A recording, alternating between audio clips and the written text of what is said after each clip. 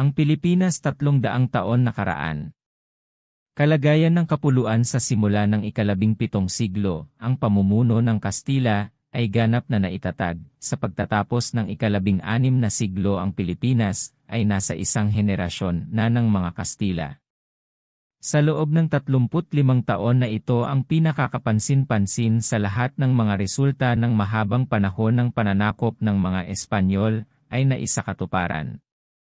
Ang gawain ng mga unang sundalo at misyonero ay nagtatag ng mga limitasyon at katangian ng pamumuno ng mga Espanyol na mananatili sa loob ng 250 taon. Sa unang ikatlong bahagi ng isang siglo, dinagsa ng Kastila ang lahat ng kanyang kabayanihan sa armas, pag-alugad, at pagbabalik-loob. Pagkatapos noon, hanggang sa 1850, ang mga bagong larangan ay ginalugad, at ilan lamang ang mga bagong tribo ang naging Kristiyano. Ang survey ng archipelago na ibinigay ni Morga pagkaraan ng 1,600 ay parang isang salaysay ng humigit kumulang modernong mga kondisyon. Ibinubunyag nito sa atin kung gaano kahusay ang naging mga gawain ng unang bahagi ng Kastila, at kung gaano kaliit ang mga nagawa ng kanyang mga kababayan pagkatapos ng ika-17 siglo. Ang lahat ng malalaking isla, maliban sa Paraguay, at ang bansang Moro, ay, sa araw na yon, sa ilalim ng mga enkomiendas, ang kanilang mga naninirahan ay nagbabayad ng mga parangal at sa karamihan ay nag-aangkin ng pananampalatayang Katoliko. Ang mas maliliit na grupo at pulo ay halos lubusang pinagsamantalahan. Maging sa maliit na Catanduanes, na nasa baybayin ng Pasipiko ng Luzon, masasabi ni Morga, napakarami ng mga katutubo, isang mabuting lahi, lahat ay naukol 157 sa mga Kastila na may doktrina at mga simbahan, at isang alkalde-mayor na gumagawa ng katarungan sa kanila. Sinabi niya tungkol sa mga babuyan sa dulong hilaga ng kapuluan, sila ay hindi inutusan, ni tributo na kinokolekta sa kanila, ni may mga Kastila sa kanila, dahil sila ay kakaunti ang katwiran at kagandahang asal, at walang mga Kristiyanong ginawa sa gitna nila. Sa kanila, ni mayroon silang mga katarungan. Nagpatuloy sila sa ganitong kalagayan hanggang sa ilang taon bago matapos ang pamumuno ng mga Espanyol. Noong 1571, gayunpaman, ang Babuyanes ay ibinigay sa enkomienda kina Esteban de la Serna at Francisco Castillo. Sila ay inilagay bilang may 2,000 naninirahan at 500 tributante, ngunit lahat ay hindi nasupil, todos alados. Sa ilang isla, mas malawak ang hawak ng mga Kastila noong panahon ni Morga kaysa noong unang panahon. Noon ay itinuring na mahalaga ang isla ng Mindoro, at sa mga unang taon at dekada ng kapangyarihang Espanyol ay tila naging matao sa mga baybayin. Nang maglaon ay pinabayaan ito ng mga pirata ng Moro at matagal na nanatiling mailap at halos walang tirahan maliban sa isang palipat-lipat na populasyon mula sa mainland ng Luzon. Ang enkomiendas, ang mga unang sasakyang dagat na sumunod sa ekspedisyon ni Legazpi, ay nagdala ng mga utos mula sa hari na ang mga isla ay dapat ayusin at hatiin sa enkomiendas sa mga sumakop at nanalo sa kanila. Isa sa tagubiling ito, ibinigay ni Legazpi ang mga Pilipino sa enkomienda sa kanyang mga kapitan at kawal sa bilis ng pananakop. Kami ay maswerte na magkaroon ng pagsusuri sa mga enkomienda na ito, na ginawa noong 1571, mga 25 taon pagkatapos na maipasok ang sistema sa mga isla. Dalawa noon ay mayroong 267, 160 enkomiendas sa Pilipinas, kung saan 31 ay sa mga hari, at ang natitira sa mga pribadong tao. Populasyon sa ilalim ng enkomiendas. Mula sa enumeration ng mga enkomiendas na ito, nalaman natin na ang pinakamataong bahagi ng kapuluan ay ang La Laguna, na may 24,000 tributante, at 77,000 na naninirahan, at ang Camarines, na kinabibilangan ng lahat ng teritoryo ng Bicol, at ang Catanduanes, kung saan mayroong 21,670 tributante, at mahigit 86,000 ang populasyon sa paligid ng Maynila at Tondo, na kinabibilangan ng Cavite at Marigondon, ang timog baybayin ng Look, at Pasig at Taguig, may nakolektang 410 tributes, at ang populasyon ay tinatayang humigit kumulang 30,000. Sa Ilocos ay naiulat na 17,130 tributes, at 78,520 kaluluwa. Ang buong lambak ng Cagayan ay nahahati sa mga kawal ng utos na nagsagawa ng pananakop. Sa listahan ng mga enkomienda ay may ilang makikilala, tulad ng Igig at Tugigaraw, ngunit karamihan sa mga pangalan ay hindi makikita sa mga mapa ng kasalukuyan. Karamihan sa mga naninirahan ay iniulat na mapaghimagsik, alados, at ang ilan ay tila ang parehong ligaw na tribo na sumasakop pa rin sa lahat ng tubig-tubig na ito, maliban sa mismong mga pampang ng ilog, ngunit kahit papaano ay hinati sila ng mga Espanyol sa repartimientos. Kinuha pa nga ng isang sundalo bilang enkomienda ang mga naninirahan sa itaas na tubig ng ilog, isang rehiyon na tinatawag sa relasyon na Pugaw, na walang alinlangan na tirahan ng parehong tribo ng Igorote bilang mga Ipugaw, na naninirahan pa rin sa mga bundok na ito. Ang itaas na lambak ng Magat, o Nueva Vizcaya, ay hindi lumilitaw na inookupahan, at marahil ay hanggang sa mga misyon noong ika-18 siglo. Ang populasyon sa mga isla ng Bisayan ay medyo nakakagulat na maliit, kung isasaalang-alang ang kasalukuyang proporsyon nito. 161 ang Masbate, halimbawa, ay may 1,600 kaluluwa lamang, Burias, isang katulad na bilang, ang buong gitnang grupo, na nag-iiwan sa panay, 15,833 lamang tributes, o humigit kumulang 35,000 kaluluwa. Nagkaroon ng isang enkomienda sa Butan, Mindanao, at isa pa sa baybayin ng Caraga. Mayroong 1,000 tributes na nakolekta sa enkomienda ng Cuyo, at 1,500 sa Calamianes, na, sabi ng relasyon, kasama ang Los Negrilos, marahil ang halo-halong populasyon ng Negrito sa Hilagang Palawan. Ang buong populasyon sa ilalim ng enkomiendas ay itinakda bilang 166,963 tributes, o 667,612 kaluluwa. Sa ngayon, ito ang pinakamaagang enumeration ng populasyon ng Pilipinas. Maliban sa mga Igorot ng Hilagang Luzon, at mga Moro, at iba pang tribo ng Mindanao, ito ay isang patas na pagtatantiya ng bilang ng mga mamamayang Pilipino 300 taon na ang nakalilipas. Mapapansing malaki ang bilang na itinalaga sa mga single encomendero sa Pilipinas. Sa Amerika ang bilang ay limitado. Noon pang 1512, ipinagbawal na ni Haring Ferdinand ang sinumang nag-iisang tao, anuman ang ranggo o grado, na humawak ng higit sa 300 Indian sa isang isla, 3, ngunit sa Pilipinas, 1,000 o 1,200 tributante, ang madalas hawak ng isang solong Kastila.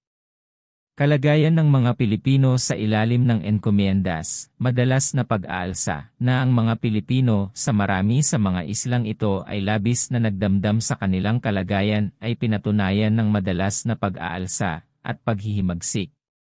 Ang mga enkomendero ay madalas na manginikil at malupit, at ganap na walang pakialam sa mga paghihigpit at obligasyon na ipinataw sa kanila ng mga batas ng Indies.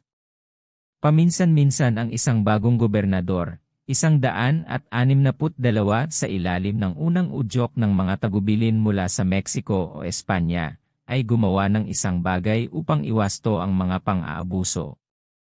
Ang mga pag-aalsa ay halos tuloy-tuloy noong taong 1583, at ang kalagayan ng mga katutubo ay napakasama, maraming mga enkomendero ang tungkol sa kanila, at tinatrato sila na halos parang mga alipin, at pinapanatili sila sa paggawa hanggang sa pagkasira ng kanilang sariling mga pananim at paghihirap ng kanilang mga pamilya. Narating ni Gov. Santiago de Vera ang mga isla ng sumunod na taon at gumawa ng isang katangiang pagtatangka na pahusayin ang sistema, na kung saan ay iniugnay ni Zuniga. Sa sandaling ang kinina niya ang pamahalaan, pinag-aralan niyang isakatuparan ang mga utos na dinala niya mula sa hari, na parusahan ang ilang enkomendero, na inabuso ang pabor na natanggap nila sa pagbibigay ng enkomendas, kung saan pinatalsik niya si Bartolom de Ledesma, enkomendero ng Abuyo, Leyte, at iba pa sa mga pinakamay kasalanan, at pinarusahan ang iba ayon sa mga pagkakasala na kanilang nagawa, at napatunayan na. Sa sumunod na taon ng 1585, ipinadala niya sa Molucca sina Juan de Morons at Pablo de Lima, na may mahusay na kagamitan sa Moluccas, na ang pakikipagsapalaran ay kasing kapuspalad ng mga nauna rito, at sila ay bumalik sa Maynila nang hindi nakayanan. Kunin ang kuta ng Ternate. Labis na nadama ng gobernador na nabigo ang ekspedisyon, at ninais na magpadala ng isa pang armada alinsunod sa mga utos na ibinigay sa kanya ng hari, ngunit hindi niya ito maisakatuparan dahil hindi dumating ang mga tropa mula sa Bagong Espanya, at dahil sa mga Indian, na hindi nawala ng pagkakataon na nagpresinta upang iwaksi ang pamatok ng mga Kastila. Ang mga Pampango at maraming naninirahan sa Maynila ay nakipag-ugnayan sa mga Moro ng Borneo, na dumating para sa 163 kalakalan, at nagbalak na pumasok sa lungsod sa gabi, sinunog ito, at, sa kalituhan ng sunog, pinatay ang lahat ng mga Espanyol. Ang pagsasabuatan na ito ay natuklasan sa pamamagitan ng isang babaeng Indian, na ikinasal sa isang sundalong Espanyol, at ang mga hakbang upang matugunan ang pagsasabuatan ay ginawa. Bago sumabog ang minahan, marami ang nahuli at dumanas ng huwarang parusa. Ang mga isla ng Samar, Ibabao, at Leyte ay nagulo rin, at ang enkomendero ng Dagami, pueblo ng Leyte, ay nanganganib na mawala ng buhay, dahil ang mga Indian ay nagalit sa kanyang mga pagnanakaw sa koleksyon ng tributo, na binayaran sa wax, at pinilit niya silang timbangin ng isang bakuran ng bakal na ginawa niyang doble ng legal na halaga, at gusto siyang patayin. Gagawin sana nila ito kung hindi siya nakatakas sa kabundukan at pagkatapos ay dumaan sa isang bangka patungo sa isla ng Cebu. Ipinadala ng gobernador si Kapitan Lorenzo de la Mota upang patahimikin ang mga kaguluhang ito. Gumawa siya ng ilang mga parusa, at sa mga ito ay tumahimik ang lahat. 4. Makalipas ang 3 taon, gayunpaman, muling nag-alsa ang mga katutubo ng Leyte. Noong 1589 bumangon ang Cagayan at pumatay ng maraming Kastila. Ang himagsikan ay tila lumaganap mula rito hanggang sa bayan ng Dingras, Ilocos, kung saan tumindig ang mga katutubo laban sa mga maniningil ng tributo, at pinatay ang 6 na Kastila ng pueblo ng Fernandina. Zuniga, Historia de Filipinas. Mga epekto ng pamahalaang Kastila, ang pananakop ng mga Espanyol ay nagdulot ng kapahamakan at paghihirap sa ilang bahagi ng 164 bansa. Inilarawan ni Salazar, nang may pait ang masamang kalagayan ng mga Pilipino. Sa mayamang mga bukirin ng Bulacan at Pampanga, ang mga dakilang gang ng mga manggagawa ay humanga, na pinutol ang mga kagubatan para sa pagtatayo ng mga armada ng Espanyol at pinamamahalaan ang mga armada na ito sa mga sagwan, sa mga paglalakbay na inabot sila ng 4 at 6 na buwan mula sa kanilang mga tahanan. Pinilit ng gobernador na si Don Gonzales de Ronquillo, ang maraming Indian ng Pampanga sa mga minahan ng Ilocos, na kinuha sila mula sa paghahasik ng kanilang palay. Marami ang namatay sa mga minahan at ang iba ay bumalik ng mahina kaya hindi sila makapagtanim. Dumating ang gutom at tagutom sa Pampanga, at sa enkomienda ng Guido de Lavazares, mahigit 1,000 ang namatay sa gutom. 6. Ang mga buwis ay isa pang pinagmumulan ng pang-aabuso. Sa teorya, ang buwis sa mga Indian ay limitado sa tributo, ang kabuuan ng 8 real, mga $1, taon-taon mula sa mga pinuno ng lahat ng pamilya, na babayaran sa ginto o sa ani ng distrito. Ngunit sa pag-aayos ng mga presyo ng mga bilihin na ito ay nagkaroon ng maraming panginigil, ang mga enkomendero ay inaantala ang pagkolekta ng tribute hanggang sa panahon ng kakapusan, kung kailan mataas ang mga presyo, ngunit iginigiit noon ang parehong halaga gaya ng panahon ng pag-aani. Ang punong guro na sumakop sa lugar ng dating dato, o Maharlika, tulad ng Gobernador Silo nitong mga nakaraang panahon, ay may pananagutan sa pagkolekta ng parangal, at ang kanyang kapalaran ay tila mahirap. Kung hindi sila nagbibigay ng kasing dami ng hinihiling nila, o hindi nagbabayad ng kasing dami ng indian na sinasabi nila, inaabuso nila ang pobreng punong guro, o itinatapon sa piloryo, cepo de cabeza, dahil lahat ng enkomendero, kapag sila ay pumunta upang gumawa ng mga koleksyon, dalhin ang kanilang mga pilori sa kanila, at doon sila ay panatilihin 165 siya at pahirapan siya, hanggang sa sapilitang ibigay ang lahat ng kanilang hinihiling. Kukunin pa raw nila ang asawa at anak ng prinsipal kapag hindi na ito matagpuan. Marami ang mga punong guro na namatay sa ilalim ng mga pagpapahirap na ito, ayon sa mga ulat. Sinabi pa ni Salazar na may kilala siyang mga katutubo na ipagbibili sa pagkaalipin bilang default ng tribute. Hindi rin sila nag-isang nagpataw ng tributo sa mga nasa hustong gulang, ngunit sila ay kumukuha ng tributo mula sa mga sanggol, matatanda at alipin, at marami ang hindi nag-aasawa dahil sa tributo, at ang iba ay pinapatay ang kanilang mga anak, 7. Kakapusan sa pagkain, isinasakdal pa ni Salazar na ang mga alkaldes mayores, ang mga alkaldes ng mga lalawigan, 16 na bilang, ay pawang mga tiwali. Kahit na maliit ang kanilang mga sweldo, sila ay nag-ipon ng kayamanan. Para sa karagdagang enumeration ng mga sakit sa ekonomiya, idinetalye ni Salazar kung paano tumaas ng masama ang mga presyo. Sa mga unang taon ng pananakop ng mga Espanyol, sagana ang pagkain. Walang kulang sa bigas, sitaw, manok, baboy, karne ng usa, kalabaw, isda, niyog, saging, at iba pang prutas, alak at pulot, at kaunting pera ay nabili ng marami. Ang 100 gantas, mga 300 pinta, ng bigas ay maaaring mabili para sa isang toston, isang Portuges na barya, nagkakahalaga ng halos kalahating piso, 8 hanggang 16 na manok sa kaparehong halaga, isang matabang baboy mula 4 hanggang 6 na riel. Sa taon ng kanyang pagsulat, mga 1,583, kakaunti ang mga produkto at napakataas ng presyo. Nadoble ang bigas, ang manok ay tunay na halaga, isang magandang baboy 6 hanggang 8 piso. Bumaba ang populasyon, at ang buong bayan ay naiwan, ang kanilang mga naninirahan ay tumakas sa mga burol. Pangkalahatang pagpapabuti sa ilalim ng pamumuno ng Kastila, ito ang isang bahagi ng larawan. Ito ay malamang na labis na iginuhit ng obispo, na nagsiselos sa otoridad sibil, at nagsimula sa una sa mga patuloy na pag-aaway sa pagitan ng 166 simbahan, kapangyarihang pampulitika sa Pilipinas. Walang alinlangan kung makikita natin ang buong katangian ng pamumuno ng mga Kastila sa mga dekada na ito.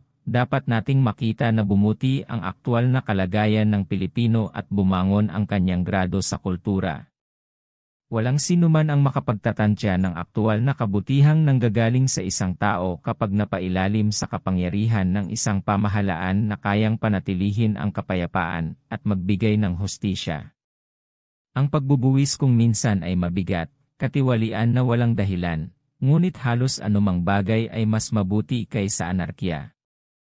Ang pagtatatag ng soberanya ng Espanya ay tiyak na nagpagaan, kung hindi nito lubusang nalutas, ang mga kondisyong ito.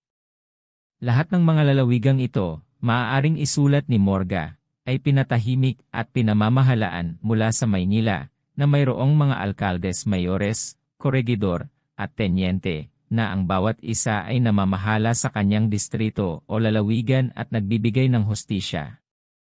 Ang mga pinuno, mga prinsipe, na dating nagpapasakop sa iba pang mga katutubo, ay wala ng kapangyarihan sa kanila sa paraang malupit nilang ginawa, na hindi gaanong kapakinabangan na natanggap ng mga katutubo na ito sa pagtakas mula sa gayong pagkaalipin. 8. Old social order of the Filipinos but little disturbed. Mukhang ginawa ng ilang gobernador ang lahat ng kanilang makakaya upang mapabuti ang kalagayan ng mga tao at pamahalaan sila, 167 ng mabuti.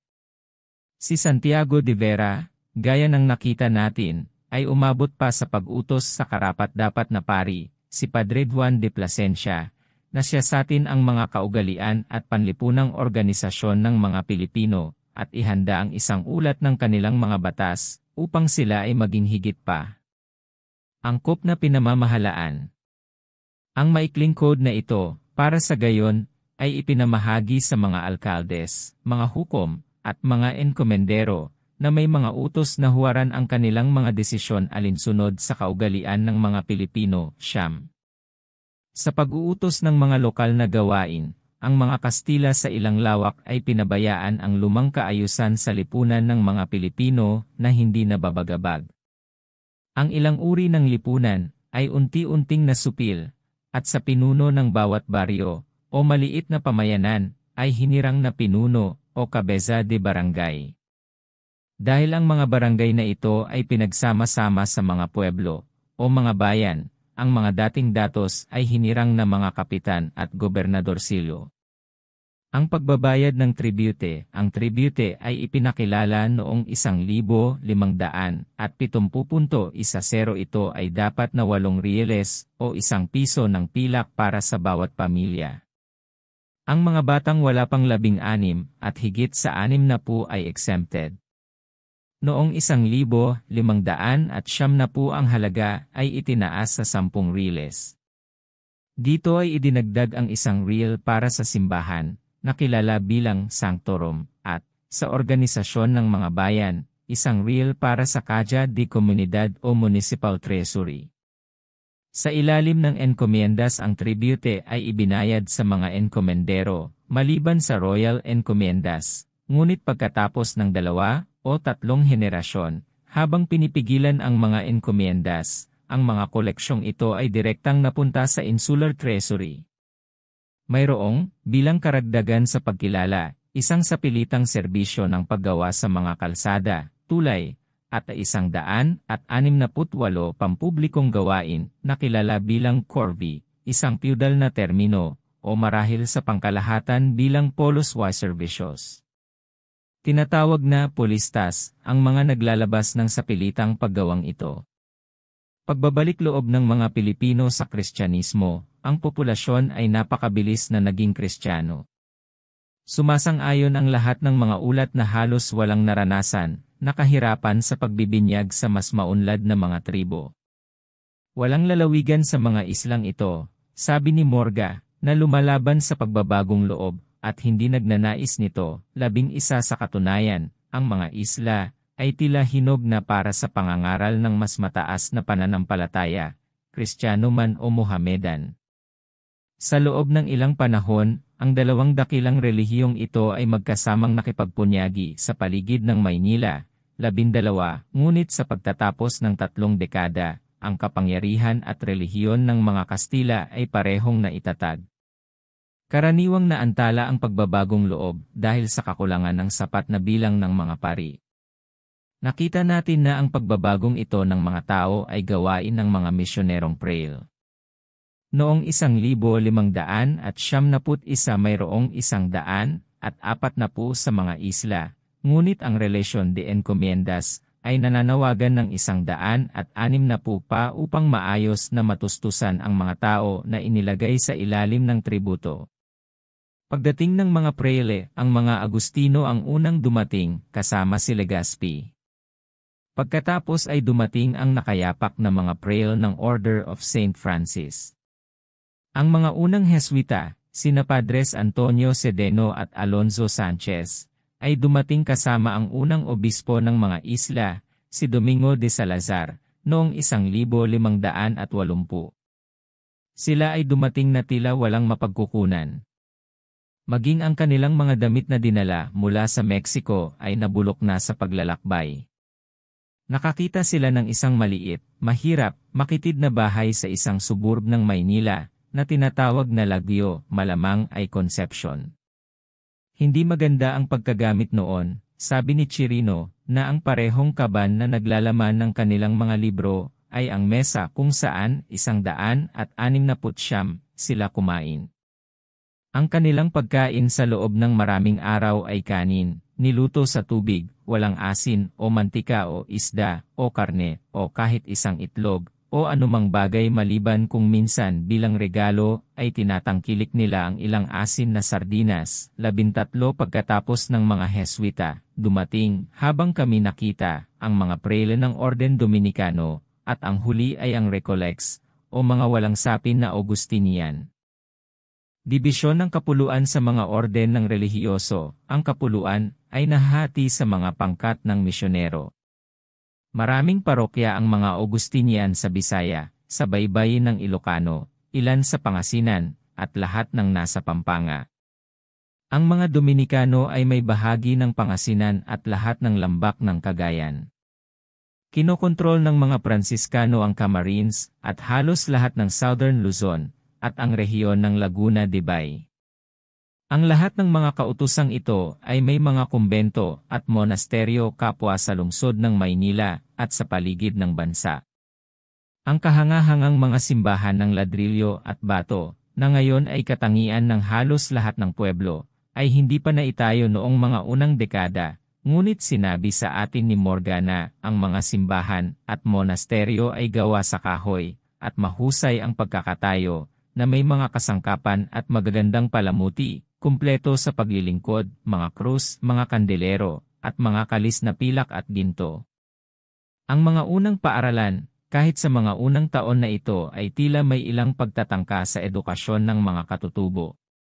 Ang mga prele ay may mga paaralan sa pagbasa at pagsulat para sa mga lalaki, na tinuruan ding maglingkod sa simbahan, kumanta, tumugtog ng organ, alpa, gitara, at iba pang instrumento. Dapat nating tandaan, gayunpaman, na ang Filipino bago ang pagdating ng Kastila ay may nakasulat na wika, at kahit sa mga panahon, bago ang Espanyol ay dapat na may pagtuturo na ibinigay sa bata.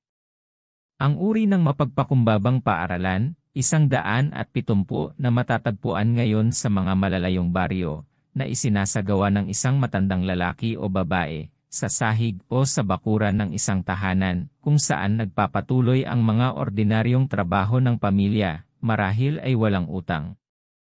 Ang pinagmulan nito sa mga Kastila, ngunit mula sa isang panahon bago sila dumating. Ang mataas na edukasyong itinatag ng mga Kastila, ay tila para lamang sa mga anak ng mga Kastila.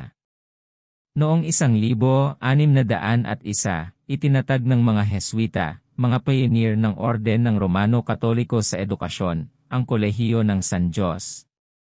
Pagtatatag ng mga ospital, ang lungsod ay maagang nagkaroon ng mga kapansin-pansing pundasyon ng kawanggawa. Ang mataas na dami ng namamatay na bumisita sa mga Kastila sa mga islang ito, ang dalas ng mga sakit ng maaga, ay nanawagan para sa pagtatatag ng mga institusyon para sa mga ulila at walang bisa. Noong panahon ni Morga ay mayroong mga ampunan ng San Andres at Santa Potenciana.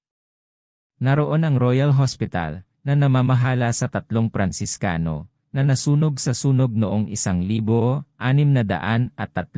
ngunit muling itinayo. Nagkaroon din ng Ospital ng Awa, na namamahala sa Sisters of Charity mula sa Lisbon, at sa mga Portuguese na pag-aari ng India. Malapit sa Monastery of St. Francis nakatayo noon, kung saan ito nakatayo ngayon, ang ospital para sa mga katutubo, San Juan de Dios. Ito ay sa maharlikang pagtangkilik, ngunit itinatag ng isang prele ng Orden ng Pransiskano, si Juan Clemente. Dito, sabi ni Morga, ay gumaling ng napakaraming katutubo sa lahat ng uri ng sakit, ng may labis na pagkakawanggawa at pangangalaga. Mayroon itong magandang bahay, at mga opisinang gawa sa bato, at pinangangasiwaan ng nakayapak na relihiyon ni St. Francis. 3 pari ang naroroon at 4 na laiko, na may huwarang buhay, na, kasama ng mga doktor, siruhano, at mga apotekari, ay napakahusay at bihasang gumagawa sa kanilang mga kamay ng kamangha-manghang mga pagpapagaling, kapwa sa medisina at operasyon. Ang dami ng namamatay sa mga Kastila, ang dami ng namamatay sa Pilipinas sa mga taong ito ng pananakop ay kakilakilabot na mataas. Ang pag-aaksaya ng buhay sa kanyang kolonyal na pakikipagsapalaran, sa katunayan, ay nagpatuyo sa Espanya ng kanyang pinakamahusay at pinakamasiglang pagkalalaki. Sa tanyag na lumang Ingles na koleksyon ng mga paglalakbay, na inilathala ni Hakluyt noong 1578, may nakalimbag na isang nakunan ng sulat Espanyol ng sikat na kapitan ng dagat, si Sebastian Vizcaino, tungkol sa kalakalan sa Pilipinas. Ang Vizcaino ay nagdadalamhati sa pagkawala ng buhay na sinamahan ng pananakop ng Pilipinas, at ang mapanlinlang na klima ng tropiko. Napaka-unwholesome ng bansa para sa ating mga Kastila. Sapagkat sa loob ng 20 taon na ito, sa 14,000 na pumunta sa Pilipinas, mayroong 13,000 sa kanila ang namatay, at hindi lalampas sa 1,000 sa kanila ang naiwan na buhay, 16 na.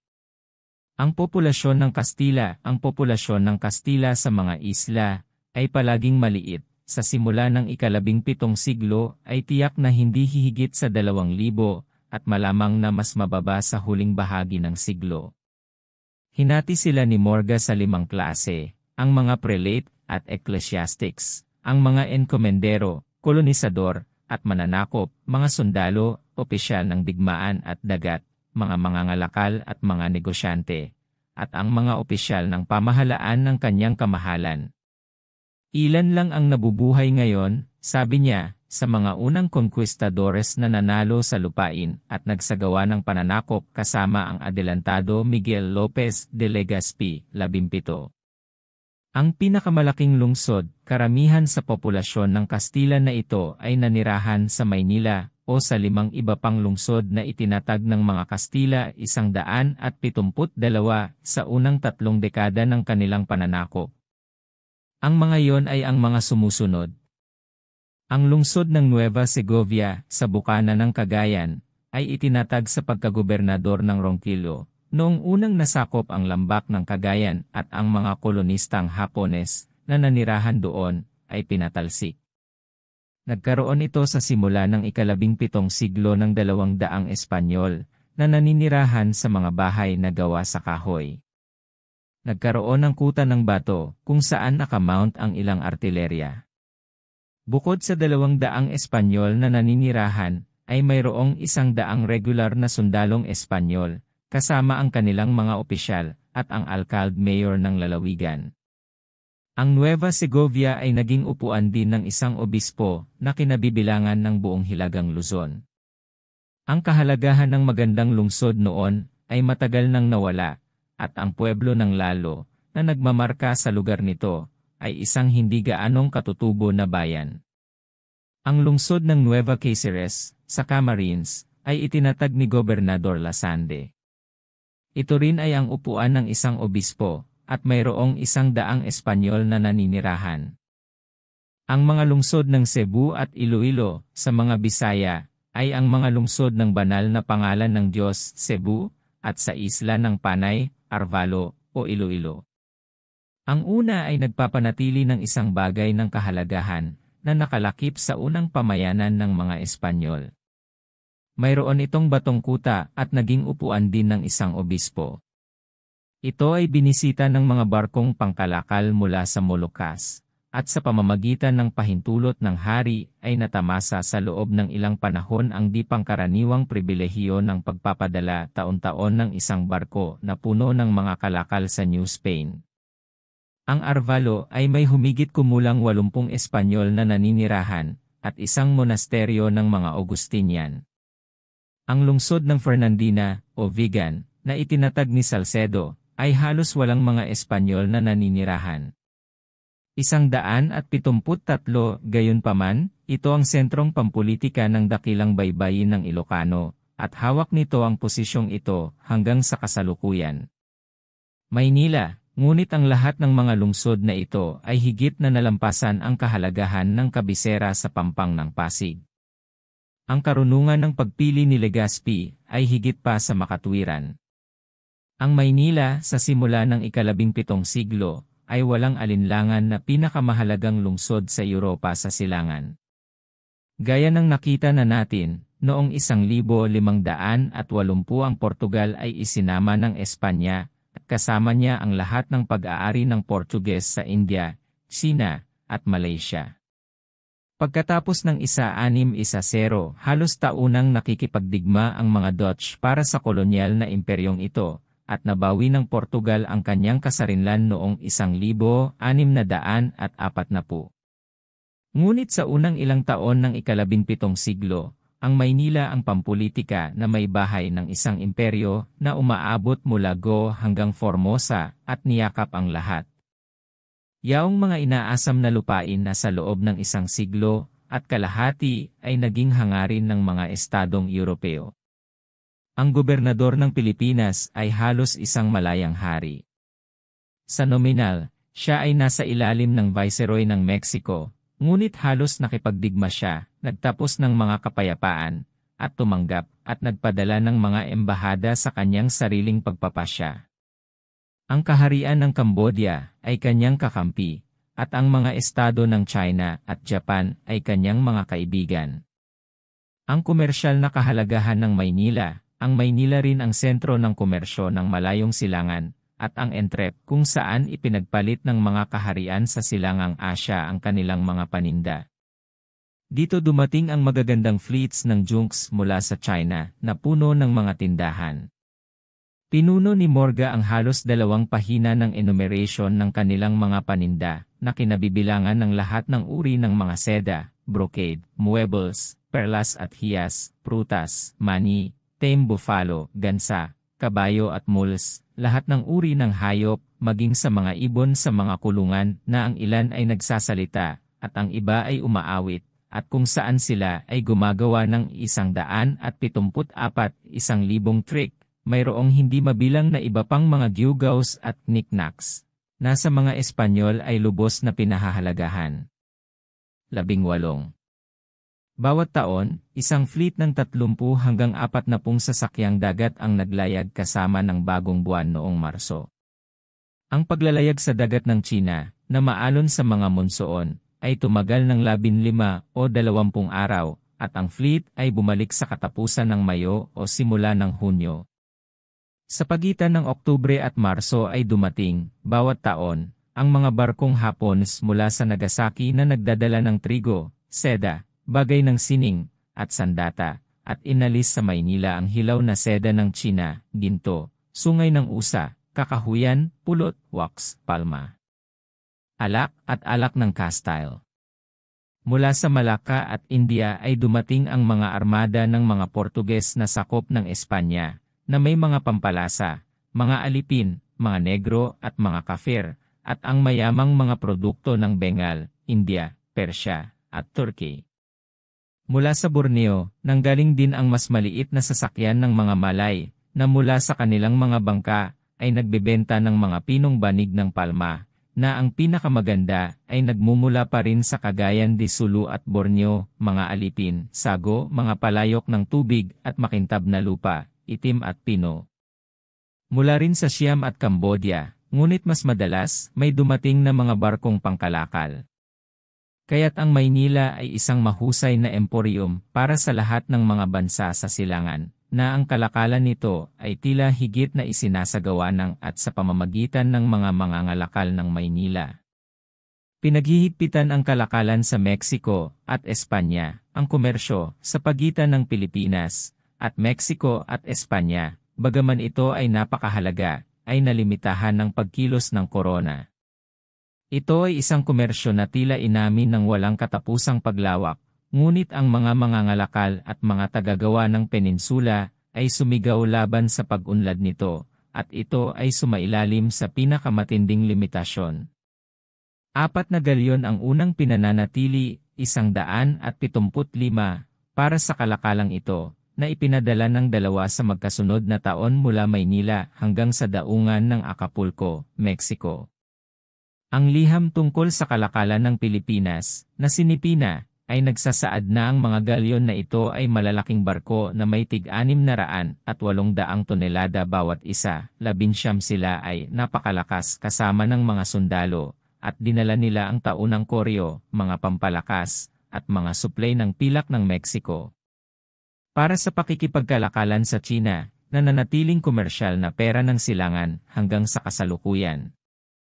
Nang maglaon, ang bilang ng mga galyon ay nabawasan sa isa.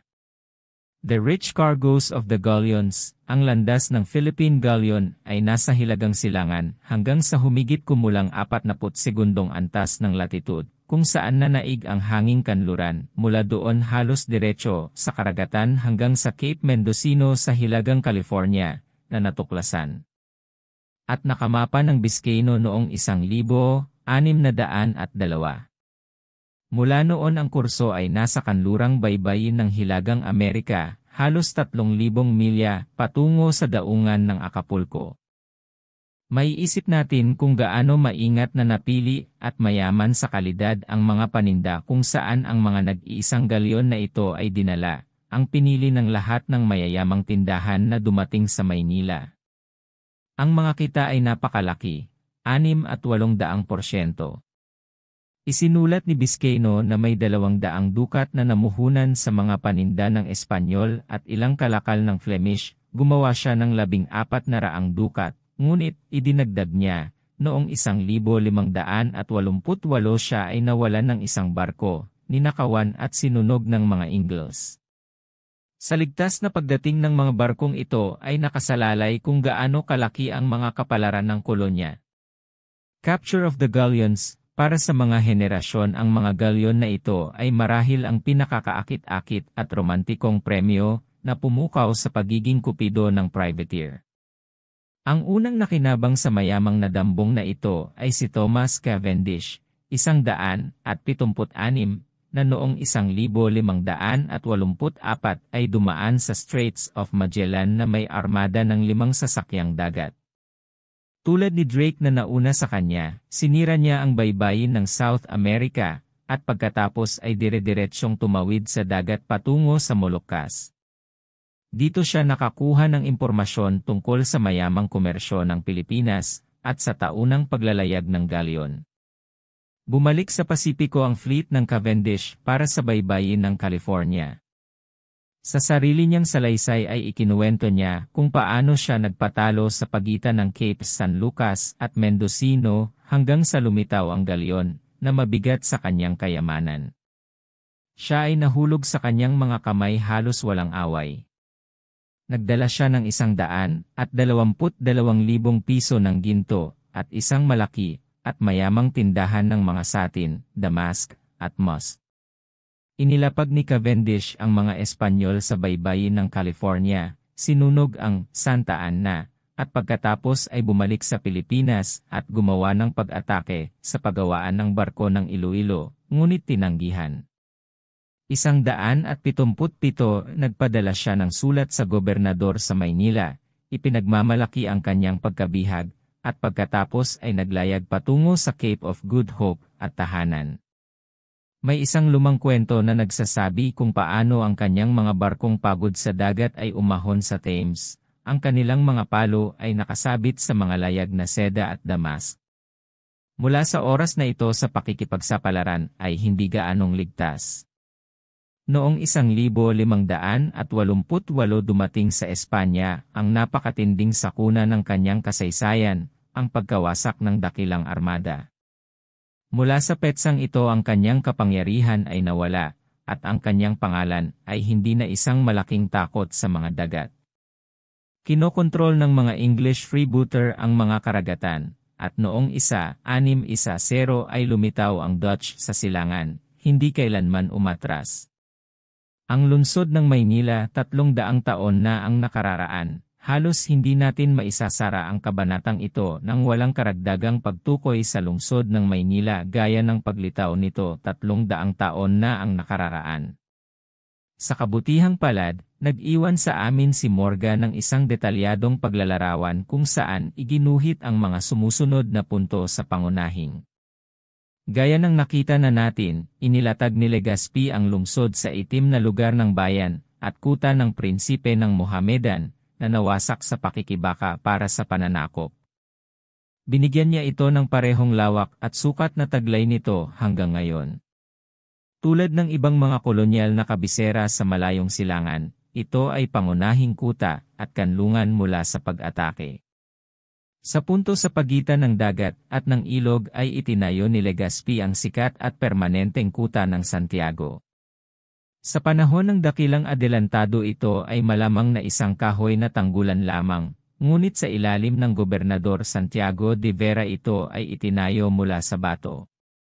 Inilarawan ni Cavendish, 1587, ang Maynila bilang isang walang pader na bayan at walang malaking lakas. Ngunit sa ilalim ng mga pagpapabuti at pagkumpleto na ginawa ni Dasmariñas noong mga 1570 ay ipinalagay nito ang karamihan sa kasalukuyang hitsura nito.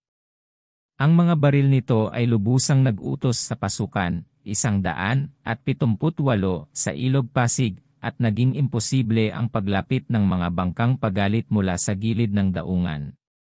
Kapansin-pansin, kung gayon, na ang lahat ng mga pagsalakay na ginawa sa lungsod, mula sa Limahong, hanggang sa mga British noong 1763 at sa mga Amerikano noong 1878, ay itinuro laban sa timog na pader sa pamamagitan ng isang pagsulong mula sa Parañaque. Pinakulong din ni Dasmariñas ang lungsod ng Pader na Bato, ang base kung saan bumangon ang kasalukuyang marangal na kuta. Ito ay orihinal na lapad mula 7.5 hanggang 9 na talampakan.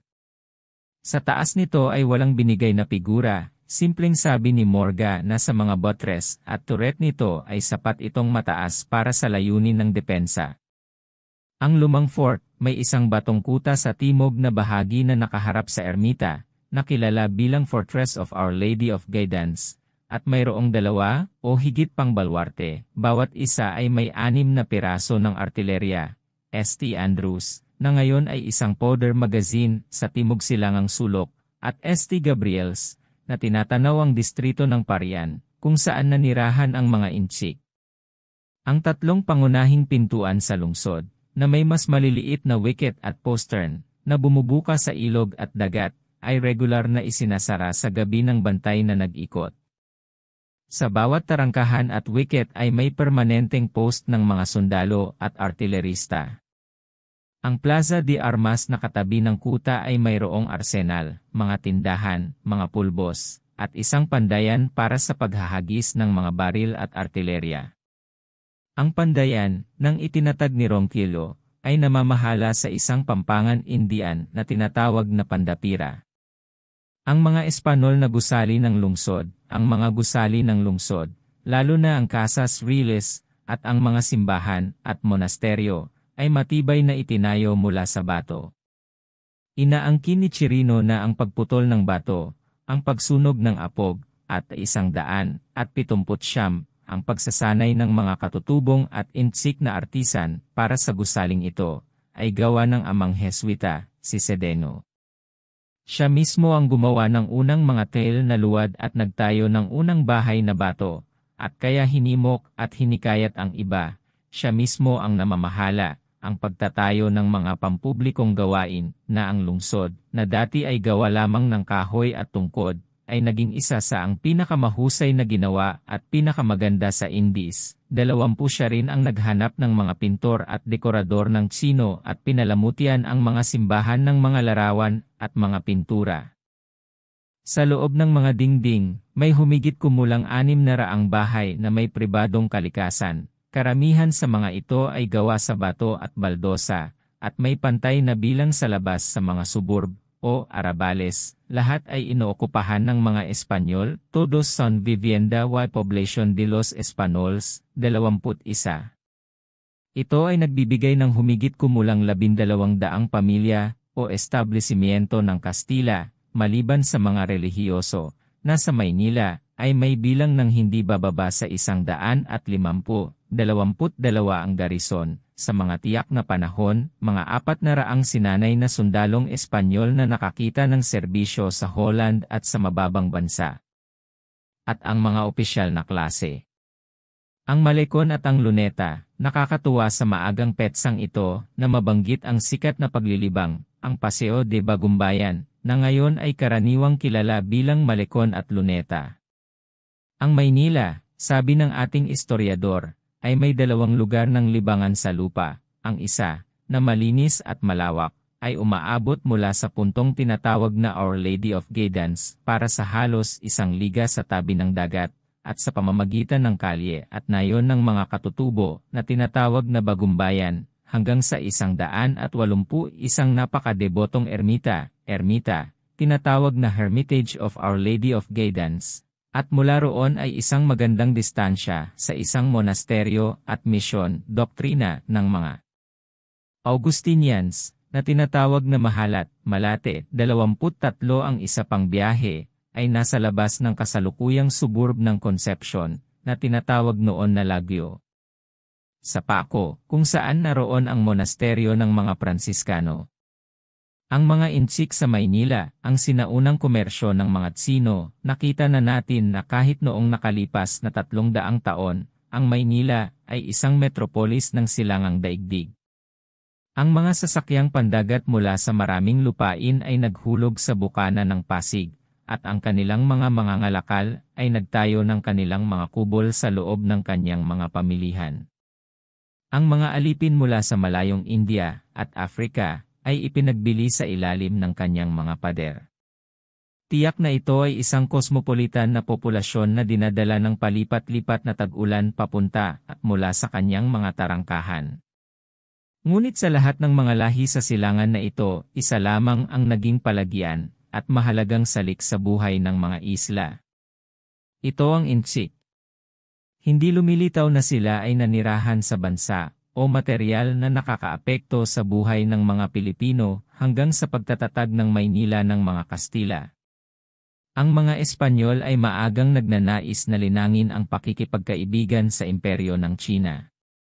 Si Salcedo, sa kanyang unang pagpaparusa na ekspedisyon sa Mindoro, ay nakatagpo ng isang basurang Chino na napunta sa pampang sa kanlurang baybayin.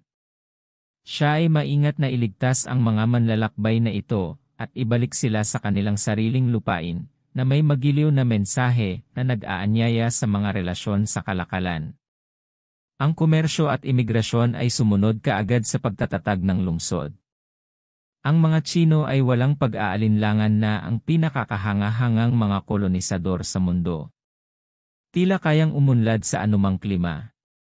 Madali silang magpakasal sa bawat lahi. Ang ay 181 mga bata na sumusunod sa gayong mga unyon ay hindi lamang marami kundi malusog at matatalino. Ang mga baybayin ng China ay puno ng siksikang populasyon. Ang pandarayuhan sa halos anumang lupain ay nangangahulugan ng pagpapabuti ng mga Intsik ng mahirap na kapanganakan.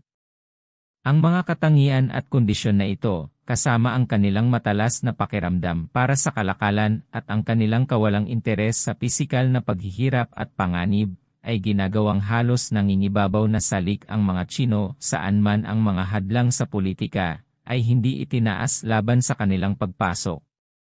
Ang mga Intsik ay maagang nakakuha ng mahalagang lugar sa komersyo at industriyal na buhay ng Maynila. Ang isang liham sa hari mula kay Obispo Salazar ay nagpapakita na siya ay nakipagkaibigan sa kanila at mainit sa kanilang papuri. 24 ito ay noong 1570 at noon ay may mga 7,000 residenteng Chino sa Maynila at Tondo at sila ay kailangan sa kaunlaran ng lungsod. Kahalagahan ng paggawa at kalakalan ng mga Tsino sa mga unang dekada ng pamumuno ng mga Espanyol. Ang Pilipinas ay mahirap sa mga mapagkukunan at ang populasyon ay kalat-kalat, medyo hindi sapat para sa mga layunin ng mga Espanyol na kolonisador. Kaya ang maagang pag-unlad ng kolonya ay nakabatay sa paggawa ng Chino at kalakalang Chino. Tulad ng mahilig bigyang diin ng mga unang manunulat, mula sa China ay nanggaling hindi lamang ang mga natapos na seda, mamahaling paninda, na sa malaking bahagi ay nakalaan para sa kalakalan sa bagong Espanya at Europa, kundi pati na rin ang mga baka, kabayo at mares, pagkain, metal, prutas, at kahit tinta at papel. At higit pa, sabi ni Chirino, mula sa China ay nagmumula ang mga nagsusuplay ng lahat ng uri ng serbisyo, lahat ay magaling, maagap, at mura, mula sa mga manggagamot at barbero hanggang sa mga tagapagdala ng pasanin at kargador. Sila ang mga mananahi at mga tagapagsapatos, mga manggagawang metal, mga panday pilak, mga iskultor, mga panday, mga pintor, 182 mga mason, mga manghahabi, at sa wakas lahat ng uri ng mga tagapaglingkod sa Commonwealth. Ang kawalan ng tiwala sa mga insik noong mga panahong iyon, hindi lamang ang mga insik na artisan at mga ngalakal, kundi sila rin ay mga magsasaka, mangingisda. Ang mga hanap buhay na ngayon ay hindi na madalas makita. Ngunit sa kabila ng kanilang pangangailangang pang-ekonomiya, ang mga insik ay palaging tinitingnan ng may dipabor at ang kanilang presensya ay may pangamba. Laganap umano sa kanila ang mga pakana ng pagpatay at pag-aalsa. Ang mga manunulat ay tumututol na ang kanilang bilang ay napakarami, anupat walang katiwasayan sa lupain. Ang kanilang buhay ay masama at masama. Sa pamamagitan ng pakikipagtalik sa kanila, ang mga katutubo ay sumulong ngunit kakaunti sa Kristyanismo at kaugalian. Sila ay napakasamang mga kumakain na ginawa nilang mahirap makuha ang mga pagkain at mataas ang presyo. Kung pinahihintulutan, pumunta sila sa lahat ng dako sa mga isla at gumawa ng 1,000 pang-aabuso at pagkakasala. Ginalugad nila ang bawat lugar, ilog, estero, at daungan, at higit na nakilala ang bansa kaysa sa Kastila mismo, upang kung may dumating na kaaway, ay magagawa nilang magdulot ng walang katapusang kapahamakan. 26 Kapag nakita natin ang napakakatarungan at mataas na pag-iisip ng isang bilang presidente ng audiensya, Morga, na nagbibigay ng boses sa gayong mga paratang, maaari tayong makatitiyak na ang damdamin ay malalim at kakilakilabot, at halos pangkalahatan sa lahat ng mga naninirahan sa Espanya. Ang unang masakar sa mga insik, ang bawat lahi ay natakot at pinaghihinalaan ang isa, at mula sa kapwa-duwag na ito ay dumating noong 1,603 ang isang malupit na pagsiklab at masakar. 3 Chinese Mandarin ang dumating sa taong iyon, na nagsasabi na sila ay ipinadala ng emperador upang siyasatin ang isang ulat na mayroong isang bundok sa kabet ng matibay na mahalagang metal. 183 ang alamat na ito ay hindi higit na walang katotohanan kaysa sa maraming tinugis ng mga Kastila mismo sa kanilang mga unang pananakop, at walang alinlangang nagmula ito sa katotohanan na ang mga paninda ng Chino ay higit na binili ng Mexican bullion, ngunit ang mga Kastila ay napuno kaagad ng hinala ng isang pagsalakay, at ang kanilang kawalan ng tiwala ay naging laban sa mga insik sa mga isla. Kung gaano kalayo ang aktual na pagbabalak ng mga huling ito sa sedisyon, at kung gaano sila nadala sa pag-atake ng kanilang mga takot sa pag-ugali ng mga Kastila. Ngunit ang katotohanan ay, sa gabi ng araw ng St. Francis, ay bumangon ang mga insik ng Parian. Itinaas ang mga banner ng dragon, pinalo ang mga wargong, at ng gabing iyon ay sinunog ang mga pueblo ng Quiapo at Tondo at maraming Pilipino ang pinatay. Kinaumagahan ay ipinadala sa kabila ng ilog ang isang puwersa ng 130 Espanyol, sa ilalim nina Don Luis Dasmariñas at Don Tomas Bravo, at sa labanan, ay halos lahat ng Kastila ay napatay. Pagkatapos ay sinalakay ng mga insik ang lungsod, ngunit, ayon sa tradisyon ng mga pari, napabalik sila sa takot sa pamamagitan ng aparisyon sa mga pader ng St. Francis. Naghagis sila ng mga kuta sa lugar ng parian at sa dilaw, ngunit ang kapangyarihan ng kanilang galit na galit ay nawala, at ang mga Espanyol ay nagawang paalisin at itaboy sila sa bansa tungkol sa San Pablo de Monte. Mula dito sila ay nagkalat na may malaking pagpatay. 23,000 insik ang iniulat ni Zuniga na nasawi sa sedisyon na ito. Kung totoo ang kanyang ulat, ang bilang ng mga insik sa isla ay dapat na tumaas ng napakabilis sa pagitan ng 1,500 at 70 at 1,603. Paghihigpit sa imigrasyon at paglalakbay ng mga Chino, muling nagsimula ang komersyo at imigrasyon halos kaagad. Ang bilang ng mga Intsik, gayunpaman, ang pinayagang manatili ay nabawasan. Ang mga barkong Tsino na dumarating taon-taon upang makipagkalakalan 184 ay obligadong ibalik sa kanila ang mga tripulante at pasahero na kanilang dinala. Isang limitadong bilang lamang ng mga mangangalakal at artisan ang pinahintulutang manirahan sa mga isla. Sila ay nakakulong sa 3 distrito sa lungsod ng Maynila at sa malaking palengke, ang Alcayceria o Parian. Ang salitang Parian ay tila ginamit din para sa quarter ng mga Tsino sa loob at kadugtong ng napapaderan na lungsod, ngunit dito ay sinadya ang distrito sa Binondo tungkol sa kasalukuyang Call San Fernando. Isang bloke ng mga tindahan na may maliliit na tirahan sa itaas ng mga ito ay itinayo noon pang panahon ni Gonzales. Ito ay nasa anyo ng isang parisukat, at narito ang pinakamalaking bilang ng mga tindahan at tindahan. Hindi sila maaaring maglakbay sa paligid ng mga isla, o pumunta sa 2 liga mula sa lungsod nang walang nakasulat na lisensya, o manatili sa magdamag sa loob ng lungsod pagkatapos na isara ang mga pintuan, sa parusa ng kanilang buhay. Mayroon silang sariling alkalde at hukom, isang tribunal at kulungan, at sa hilagang bahagi ng Ilog Dominican Trail, na natutunan ang wikang Tsino, ay nagtayo ng isang misyon at ospital. Nagkaroon ng hiwalay na baryo para sa mga bininyagang Intsik at kanilang mga pamilya, na humigit kumulang 500. Ang mga Intsik sa Pilipinas mula noong unang panahon hanggang sa kasalukuyan ay kilala sa pangalang Sanglies. Ang pinagmula ng kakaibang salitang ito ay hindi tiyak, ngunit si Navarrete, na tiyak na nakaunawang mabuti ng Intsik, ay nagsabi na ang salita ay nagmula sa maling pagkaunawa sa mga salitang binigkas ng mga Intsik na unang nagharap sa Maynila. Nang tinanong kung ano ang kanilang pinanggalingan, sumagot sila, "Sangli, ibig sabihin, pumunta kami upang makipagkalakalan."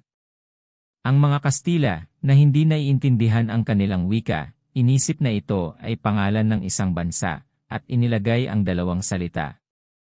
Magkasama, gumawa ng isa sa kanila, kung saan nakikilala pa rin nila ang mga Intsik, na tinatawag silang mga Sangli.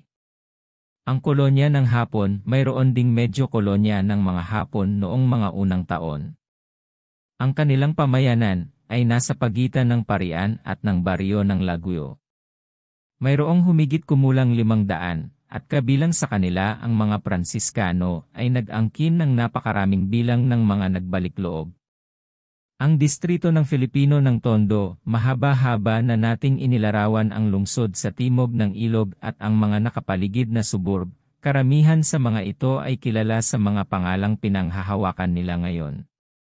Hilaga ng Pasig ay ang dakilang distrito ng Tondo, ang sentro ng malakas, independiyenteng damdaming Pilipino na noong unang panahon ay nakulayan ng Mohamedanismo at hanggang ngayon ay malakas sa lokal na damdamin. Ang rehiyong ito ay umunlad at umunlad hanggang sa ito ay naging pinakamahalaga at pinakamataong bahagi ng Kalakhang lungsod, ngunit hindi hanggang sa kamakailang mga panahon ay itinuturing itong bahagi ng lungsod ng Maynila, na ang pangalan ay nakalaan para sa napapaderan na kuta. Mag-isa.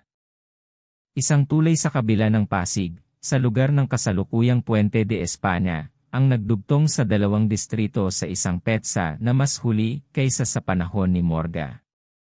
Ito ay isa sa mga unang bagay na napansin ni Navarrete, na, nang hindi inilarawan ito ng mabuti, ay nagsabing ito ay napakahusay. Ito ay itinayo noong panahon ng pagkagobernador Niño de Tabora, na namatay noong 1632.27. Sinabi ni Montero na ito ay gawa sa bato, at ang parehong tulay na ito ay nakatayo ng higit sa 2 siglo, na lumalaban sa walang humpay na trapiko at sa lakas ng baha. Ang paghina ng Maynila sa susunod na siglo, ganito ang Maynila 35 at 40 taon pagkatapos nitong itatag. Ito ay nasa tugatog ng kahalagahan nito, ang kabisera ng silangang mga kolonya, ang Mart ng Asia, mas maningning kaysa Go, mas makapangyarihan, kaysa Malacca o Macau, mas 186 matao, at mas ligtas na hawak kaysa Ternate at Tidor. Tunay nga, ang bulalas ni Chirino, ito ay isa pang tiro na pinalaki ni Ezekiel.